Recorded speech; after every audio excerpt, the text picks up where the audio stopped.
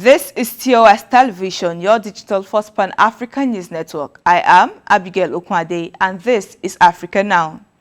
Following months of deadlock that turned violent at times, Somalia stakeholders, after 2 days of talks in the capital Mogadishu, have agreed to hold a long-delayed presidential election on October 10. President Mohamed Abdullahi Mohamed and the leaders of Somalia's 5 states were unable to agree on the terms of vote before his term lapsed in February. The office of the Prime Minister, Mohamed Hussein Roble, unveiled the timetable for indirect parliamentary and presidential elections in a Twitter statement on Tuesday. The timetable schedules elections for the upper house on July 25th and the lower house between August 10 and September 10. Both houses will then convene and a vote for the president will be held on October 10.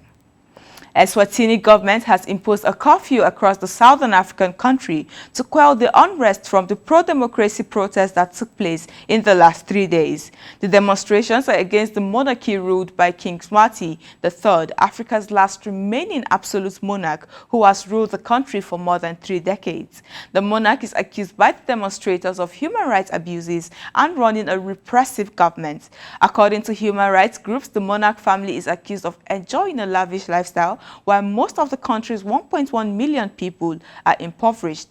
The Eswatini government on Tuesday denies claims published by media outlets that the king had fled the country.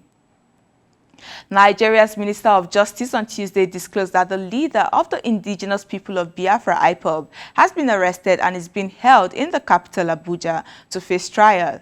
IPOB leaders have called for the cessation of a part of the southern eastern region of Nigeria, formerly known as the Republic of Biafra, which tried to secede from Nigeria in 1967, triggering a 3-year civil war in which more than 1 million people died, mostly from starvation. Speaking at the state news channel NTA, Attorney General and Justice Minister Abubakar Malami disclosed that Nnamdi Kanu was detained on June 27 and brought back to Nigeria through the collaborative efforts of the Nigerian intelligence and security services, but did not say from where. Kanu is expected to appear in court on July 26 and 27 on charges bordering on treasonable felony. Now to health matters. To reduce the level of dependency that Kenya has on getting vaccines from donors and increase supply, a fill and finish vaccine plant where the last process of filling vials and packaging them for distribution is to be set up in the country. The Human Vaccine Center would not only focus on manufacturing COVID-19 vaccines, but other vaccines, says President Uhuru Kenyatta. He called on Kenyans to substantially prepare themselves before the next crisis knocks on their doors. Now, according to the 54-nation African Union statement late on Monday, COVID-Shield exclusion could lead to discrimination against African travelers. COVID-Shield, which is produced by the Serum Institute of India, is not one of 4 vaccines approved by the European Union for its planned digital vaccination certificate, which is intended to allow people travel freely within the EU. The statement adds that the non-recognition of COVID-Shield endangers the equitable treatment of persons having received their vaccines in countries profiting from the EU-supported COVAX facility, including the majority of African Union member states. This is your digital first Pan-African news network, TOS Television. You are watching Africa Now. We move to business after the break. Do stay tuned.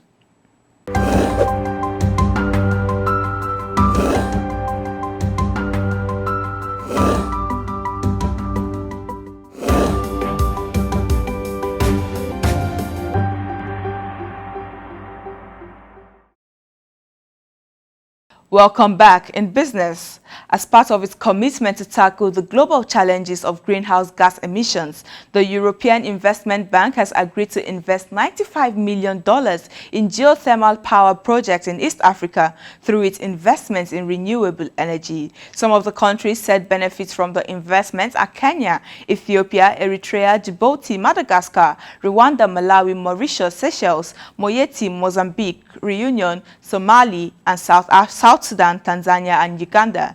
The official Tourism, Trade and Investment Promotion Agency for the Western Cape Province and Cape Town, the provincial capital in South Africa, has announced the official launch of a project to grow the cruise economy, especially for the youth. Project Cruise Cape Town, which has been operating since September 2020, is collaborating between partners both in the public and private sectors. The cruise season is expected to recommence from October, with 83 confirmed bookings already secured for cruise ships.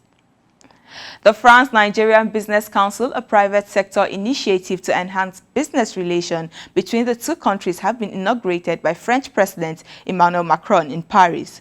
The council has Abdul Samad Rabiu, founder and chairman of Nigeria's BUA Group, as its inaugural president. Abdul Samad Rabiu pledged to use the platform to create better opportunities for businesses on both sides. President Macron, on the other hand, has also pledged his government support to facilitating better dialogue amongst Nigerian businesses present and their French counterparts. Now away from business.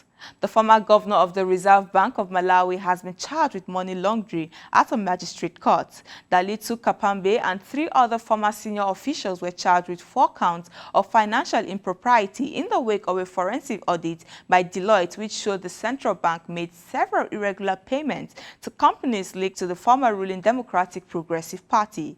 Kapambe, who has denied any wrongdoing, has not yet entered a plea. In sports, more than 128 countries have confirmed their commitment to compete in the World Athletics Under-20 Championships in Nairobi, Kenya from August 17 to 22. The Kenyan trials for the event will be held over 3 days starting July 1 to July 3 at the Moi International Sports Center, Karasani, where 494 athletes across the country will battle it out for a place to represent the country. The criteria on selecting the team will be based on a 1-2 finish for an automatic ticket in every discipline, where the third representative will be selected by a panel of technical committee. And that is Africa Now. For more updates, to visit our website at www.TOS TVNetwork.com.